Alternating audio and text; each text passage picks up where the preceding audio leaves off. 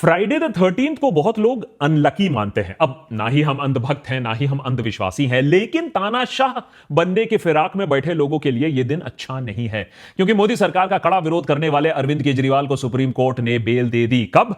On Friday the 13th को। BJP सरकार के सीबीआई और ईडी ने दिल्ली एक्साइज केस के सिलसिले में गहरी छानबीन की थी। दर्जनों लोगों को अरेस्ट किया था इस सिलसिले में, जैसे संजय सिंह हो, मनीष सिसोदिया हो, और फाइनली 6 महीने पहले सरकारी एजेंसीज ने पूरी तैयारी के साथ दिल्ली के मुख्यमंत्री अरविंद केजरीवाल को भी अरेस्ट कर लिया। और सुनने में तो यही आया था कि बहुत सारे बड़े खुलासे होने वाले थे, लेकिन इतना हाई प्रोफाइल केस होने के बावजूद, इतना टाइम होने के बावजूद, इतने रिसोर्सेज होने के बावजूद सीबीआई और ईडी कुछ खास सबूत पेश नहीं कर पाई, कुछ बयानों को छोड़कर। कोर्ट में ट्रायल तो शुरू करना दूर की बात है। मानो कोर्ट में देखकर ऐसा लग रहा है कि कहीं ऊपर से कोई नॉन बायोलॉजिकल पर्सन आवाज मार रहा है, मैं खाऊंगा और खाने दूंगा, ऐसी आवाजें आ रही हैं। मोदी सरकार की ईडी और सीबीआई पर एक और तमाचा तेज तब पड़ा जब सुप्रीम कोर्ट जस्टिस सूर्यकांत ने रूलिंग में यह भी कह दिया कि चीफ मिनिस्टर केजरीवाल को इतने लंबे समय तक जेल में रखना उनके अधिकारों का उल्लंघन है। और उधर जस्टिस भुइया ने तो और भी डायरेक्ट बात कर दी कि भैया सीबीआई का केजरीवाल को अरेस्ट करना अनजस्टिफाइड है। I am quoting the word unjustified. जले पे नमक छिड़कते हुए जस्टिस भुइया ने सीबीआई को यह भी याद दिलाया कि उसे ट्रांसपेरेंट तरीके से काम करना चाहिए और जो उसकी केज्ड पैरेट वाली छवि है उसे बदलकर अनकेज्ड पैरेट, बने उड़ती चिड़िया वाली छवि बना देना चाहिए। जस्टिस भुइया भी मजाक, सर आप अच्छा कर लेते हो, कहां अनकेज्ड की बात कर रहे हो, अभी तो केज भी हो गया और मुंह भी बंद हो गया है और अभी तो सिर्फ मुंडी हिलाती है ये पैरेट। देखो भाई, सालों से बीजेपी और गोदी मीडिया केजरीवाल को स्कैमस्टर बोलती आई है, लेकिन सबूत के नाम पर कुछ ज्यादा नहीं मिला, बाबा जी का ठुल्लू ही दिया। कोर्ट में दलीलें ऐसी दी हैं मानो कि सस्ते शराब के ठेके से सामान उठाकर ले आए हो लॉयर। लेकिन अब बेल मिल कैसे गई, सवाल यह भी आता है। सडनली ऐसा हृदय परिवर्तन कैसे हो गया कोर्ट का? भाई, केजरीवाल को यह भी कहा जा रहा है कि हरियाणा इलेक्शन से पहले बेल जानबूझ के दिया गया है, या यह सिर्फ एक इत्तेफाक है? क्या बीजेपी चाहती है कि आम आदमी पार्टी मजबूत हो जाए, हरियाणा में एंटी बीजेपी वोट है वो फ्रैक्चर हो जाए आम आदमी पार्टी और कांग्रेस के बीच में? अब यह सब पॉलिटिकल स्पेकुलेशन है, लेकिन बंटवारा पॉलिटिक्स में ब्रिटिश के बाद किसने महारथी हासिल की है, इस पर कोई स्पेकुलेशन नहीं है। फ्राइडे द 13th की मार वैसे खत्म नहीं हुई। दोपहर आने तक दिल्ली के करकरनुमा कोर्ट ने पाया कि पुलिस ने आर्टिफिशियल क्लेम्स किए हैं अपने चार्जेस में, अपने आरोप में, दिल्ली राइट्स केस में, और उसके चलते कोर्ट ने 10 ऐसे लोगों को बाइज्जत बरी कर दिया जिन्हें दिल्ली पुलिस ने एलिजेड राइटर्स बताया था दिल्ली राइट्स केस में। और यह भी कहा कोर्ट ने कि जो उन लोग ने एविडेंस दिए हैं वो कुछ आर्टिफिशियल लग रहा है।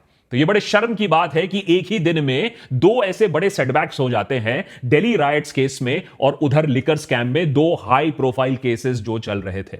उधर सरकार कहती है कि करप्शन तो छोटी मोटी बात है, वो तो हम खत्म कर ही देंगे, साथ ही साथ देश की सुरक्षा हमारा नंबर 1 प्रायोरिटी है। इसके चलते 2019 में एनआईए, बहुत सीरियस मैटर है, नेशनल इन्वेस्टिगेटिंग एजेंसी ने Sheikh Abdul Rashid, popularly known as engineer Rashid, को अरेस्ट किया था, जेल में डाला था 5 साल पहले।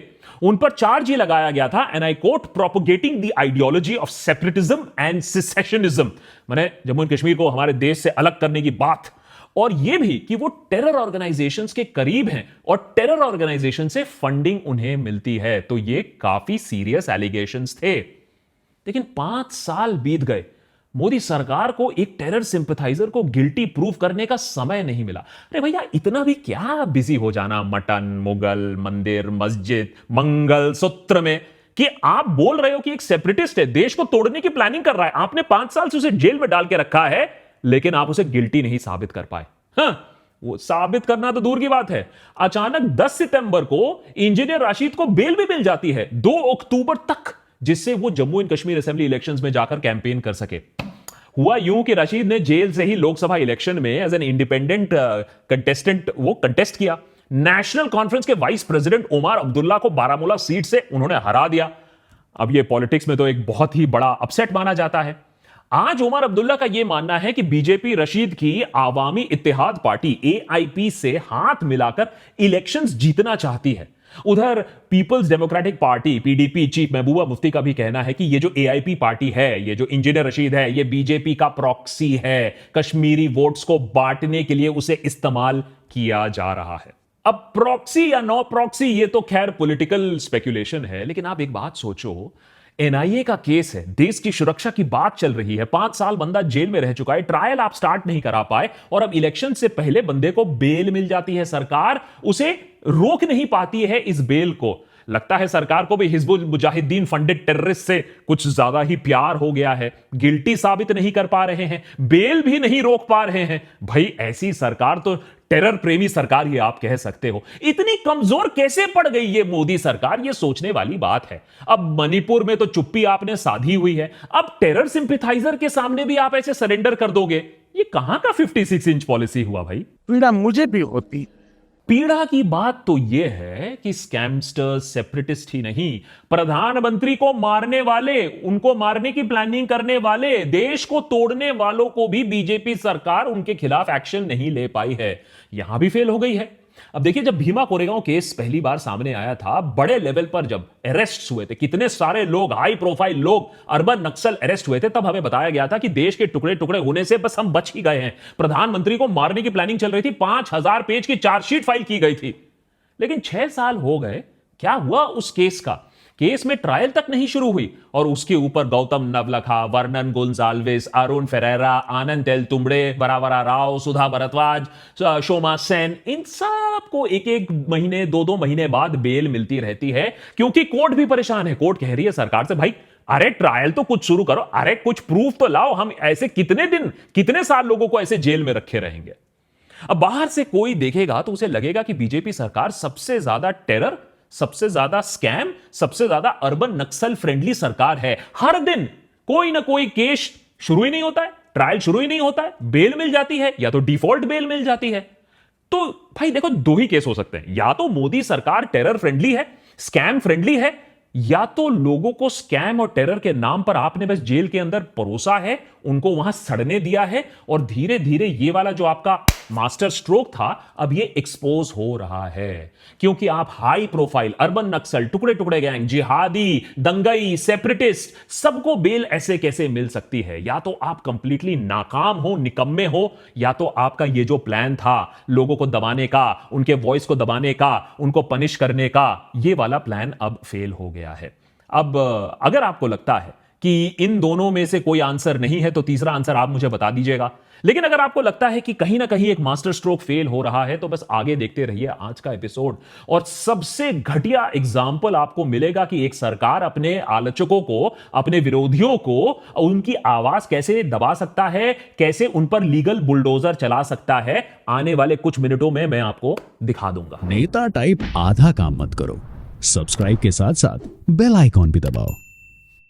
अगर आप इस वीडियो को देख रहे हैं, इसका यह मतलब है कि मुझे गिरफ्तार कर लिया गया है। इस वीडियो के जरिए मैं आपको एक संदेश देना चाहता हूं। दिल्ली दंगों के जो दिल्ली पुलिस की कार्रवाई है, उसमें वो दंगाइयों को नहीं पकड़ रहे हैं, जिन्होंने खुलेआम दंगा किया, दंगा भड़काया, पुलिस की मौजूदगी में भड़काया, टीवी कैमरा के सामने भड़काया।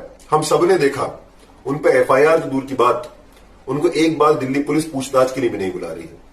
वहीं दूसरी तरफ जो सरकार के आलोचक हैं, जो सरकार की नीतियों का और खासतौर से सीए कानून का विरोध कर रहे थे, एनआरसी का विरोध कर रहे थे, उनको झूठे मुकदमों में फंसाया जा रहा है। यह वीडियो एक्टिविस्ट उमर खालिद ने 4 साल पहले रिलीज किया था। उमर को अंदाजा हो गया था कि उसकी गिरफ्तारी अब बहुत जल्द हो सकती है, क्योंकि वीडियो रिलीज होते समय उसका मीडिया ट्रायल ऑलरेडी शुरू हो गया था। The dangerous Tukde gang leader Umar Khalid has been arrested. The masterminds are facing the music. Umar Khalid मतलब दंगों का पोस्टर बॉय, मतलब अब तो दंगा बॉय, ये टुकड़े टुकड़े गैंग का लाडला जो है। So when it comes to the Tukde gang, another thing and very explosive that is coming to light, it is another gang member called Umar Khalid. Media trial जरूरी इसलिए है क्योंकि सरकार यह दिखाना चाहती है कि अगर वो कोई कदम ले रही है तो उसका कोई मतलब है, देयर इज रीजनेबल डाउट। ऐसे ही नहीं कि किसी का गला दबा दिया जा रहा है। इस मीडिया ट्रायल का बेसिस था एक 42 सेकंड का क्लिप्ड वीडियो, जिसे बीजेपी सेल, आईटी सेल के चीफ अमित मालविया ने अपने ट्विटर अकाउंट पर शेयर किया था। हम वादा करते हैं 24 तारीख को जब डोनाल्ड ट्रंप हिंदुस्तान आएंगे तो हम ये बताएंगे कि हिंदुस्तान के प्रधानमंत्री और हिंदुस्तान की सरकार हिंदुस्तान को बांटने का काम कर रही है। यह क्लिप देखकर गोदी मीडिया ने उमर को ऑलरेडी दोषी करार दे दिया। बाद में उमर के वकीलों ने कोर्ट में पूरी 21 मिनट की फुटेज चलाई। उन्होंने यह बताया कि रिपब्लिक टीवी ने सिर्फ अमित मालविया के ट्वीट के बेसिस पर उमर के खिलाफ शो चला दिया, गिल्टी भी घोषित कर दिया। वैसे उस वक्त कुछ और वीडियोस भी सामने आई थी, पर टीवी पर उनको लेकर वो बहस ना हुआ, बहस का मुद्दा ना बना, जिसपे बीजेपी लीडर कपिल मिश्रा भी शामिल थे। मैं आप सबके बिहाफ पे ये बात कह रहा हूँ, ट्रंप के जाने तक तो हम शांति से जा रहे हैं, लेकिन उसके बाद हम आपकी भी नहीं सुनेंगे अगर रास्ते खाली नहीं हुए तो। और 1 साल बाद उनका ये इंटरव्यू या एडमिशन, जो भी आप कह लें, 19 दिसंबर को एक स्पीच दिया था जिसमें जंतर मंतर में, जिसमें आपने कहा था जामिया के गद्दारों को गोली मारो सालों को। मैंने स्पीच नहीं दिया था। स्पीच नहीं था, एक नारा था sir, I have it on my laptop. नारा है, सीपी में नारा लगाया जा रहा है, जेएनयू के गद्दारों को गोली मारो सालों को, जामिया के गद्दारों को गोली मारो सालों को, एएमयू के गद्दारों को गोली मारो सालों को। और इन मोहतरमा की पत्थर फेंकते हुए और मॉब को लीड करते हुए वीडियोस भी काफी वायरल हुई थी, लेकिन ये मीडिया को भी ना दिखी। मॉब्स के बीच में डायरेक्टली जेनोसाइड इंसाइड करते हुए हमारे सो कॉल्ड धर्म संसद वाले स्वामी जी भी थे। वीडियोस में फाइनल वॉर की भी बातें हो रही थी, लेकिन ये किसी के लिए आपत्तिजनक ना निकली। मुसलमानों को बताना चाहता हूं, जो मातम आज कमलेश तिवारी के घरों में है, तुम्हारे घरों में यदि नहीं पहुंचाया तो अपने बाप के का तो पेशाब नहीं और अपने गुरु का चेला नहीं।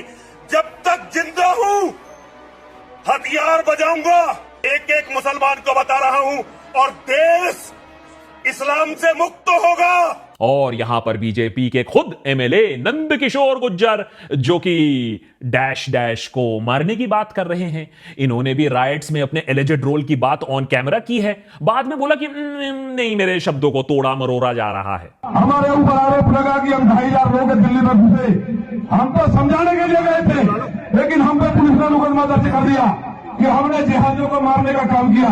हमने जिहादियों को मारेंगे, हमेशा मारेंगे। और फिर देश के गद्दारों को वो अलग नारे लगे। लेकिन आप तो जानते ही हैं, अगर आप हंसते हुए हेट स्पीच देते हैं तो वो हेट स्पीच नहीं माना जाता है।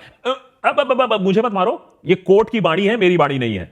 अगर ये सब आपको कॉमेडी लग रहा है तो 4 साल से जेल में बैठे खूंखार उग्रवादी उमर खालिद के खिलाफ सबूत क्या इकट्ठा किए गए हैं 4 सालों में, वो तो सुन लो। पुलिस ने अपनी चार्जशीट में उमर को veteran of sedition and silent whisperer बुलाया है। मैंने उमर की मन की बात दिल्ली पुलिस जानती है। पुलिस पॉइंट आउट करती है कि उमर तो भाई पुराना प्लेयर है। 2016 में भी उमर खालिद, कन्हैया कुमार, उनके साथियों को सेडिशन चार्जेस लगे थे उन पर जेएनयू केस में। अब बाय द वे वो वाला सेडिशन लॉ तो कॉलोनियल लेगेसी बुलाकर स्क्रैप भी कर दिया गया है। वो बहुत मिसयूज करते थे ना, अरे मैंने ब्रिटिश लोग मिसयूज करते थे ना हमारे फ्रीडम, हमारे स्पीच को कंट्रोल करने के लिए, फ्रीडम फाइटर्स की आवाज दबाने के लिए, तो वो सेडिशन लॉ को अब हटा दिया है। वैसे आर्टिकल 14 की अगर आप एक रिपोर्ट माने तो 2010 से लेकर 2021 में, माने एक डेकेड के बीच में 405 लोग ऐसे पॉलिटिशियंस और लोग मिल जाएंगे जिन्हें सिर्फ क्रिटिसिज्म, पॉलिटिकल क्रिटिसिज्म के लिए उन पर सेडिशन थोपा गया है।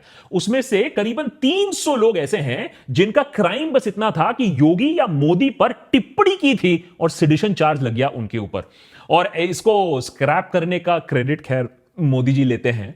इनफैक्ट इसका एक और एक्स्ट्रा ड्रैकोनियन वर्जन अब एंट्री मार चुका है। मोदी जी ने नए क्रिमिनल लॉज इंट्रोड्यूस कर दिए हैं, नाम बस बदल दिया है। अब राजद्रोह राष्ट्रद्रोह बन जाएगा, जिसमें के एप्लीकेशन में अगर आप देखें तो एब्स्ट्रैक्ट सेंटिमेंट जैसे हर्ट सेंटिमेंट्स टाइप चीजें भी आ जाएंगी। जैसे अगर आपको ये एपिसोड से आपकी सेंटिमेंट्स हर्ट हो जाती हैं तो आप सेडिशन केस भी कर सकते हैं। तो 4 साल बाद क्या हमें पता चल पाया है कि उमर खालिद का जुर्म क्या है, उसके खिलाफ चार्जेस क्या है, वो स्मोकिंग गन एविडेंस क्या है उसके खिलाफ। मैं ये नहीं कह रहा हूं कि उमर खालिद निर्दोष है, केस तो अभी कोर्ट में है, लेकिन मैं ये कह रहा हूं कि अगर वो दोषी है तो भैया उसे दोषी करार दो यार। 4 साल से आप इस केस को लटका के बैठे हो। फॉर कंपैरिजन समझ लो, कसब का कॉम्प्लिकेटेड 2611 जो ट्रायल था, दुनिया भर की नजरें हम पर गड़ी हुई थी, लेकिन 2 साल के अंदर हमने कसब का केस पूरा निपटा दिया। तो क्या सरकार की इस बार मंशा नहीं है बीजेपी सरकार की, या वो चाहती नहीं है? अब इसमें तीसरा कोई ऑप्शन है नहीं, या तो मंशा नहीं है, या तो वो प्रो क्राइम है, वो प्रो टेरर है, वो प्रो खालिद है, वो प्रो सेडिशन फोर्सेस है। भाई पाप क्या किया है उमर खालिद ने? मैंने पता लगाने की कोशिश की तो भाई यही निकलता है। अगर आपके पास और इंफॉर्मेशन है तो आप शेयर करिए, कोर्ट के साथ भी शेयर करिए।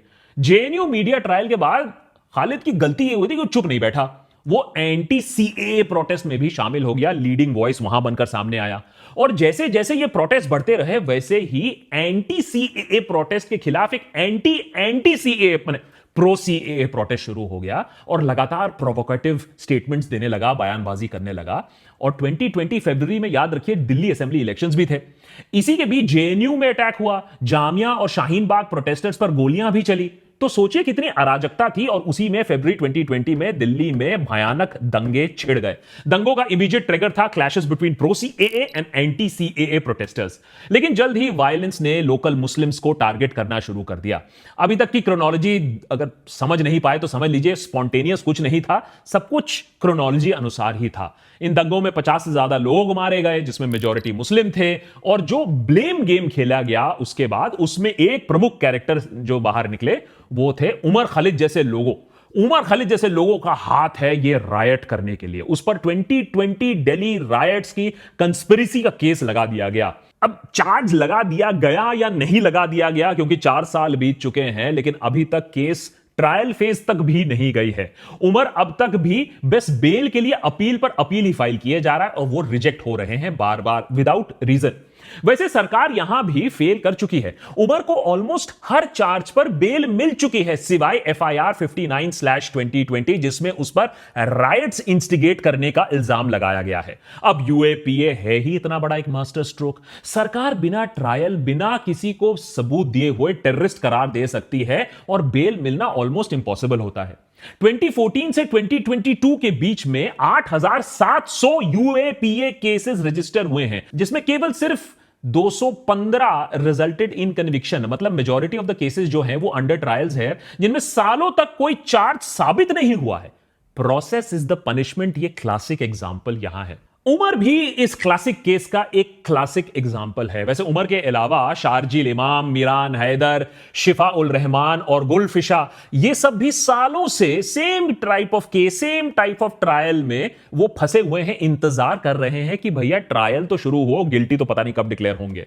यही चीज भीमा कोरेगांव और न्यूज क्लिक केस में भी हमें देखने को मिला। देशभक्त का मानना है कि चाहे उमर गिल्टी हो या ना हो, और सरकार को बस यह देखना चाहिए कि अगर सरकार इतनी श्योर है, अगर उन्हें एंटी नेशनल ताकतों को हराना है, तो उन्हें और फटाफट विद इलैक्रिटी यह साबित करना चाहिए कि ये लोग गिल्टी हैं और उन्हें एग्जाम्पलरी पनिशमेंट देना चाहिए। लेकिन यहां तो उल्टा ही चल रहा है। कन्विक्शन तो दूर की बात है, केस ड्रैग ऑन कर रहा है। सरकार ये गलत एग्जाम्पल क्यों सेट करना चाहती है कि वो टेरर फ्रेंडली है, वो अराजकता की दोस्त है।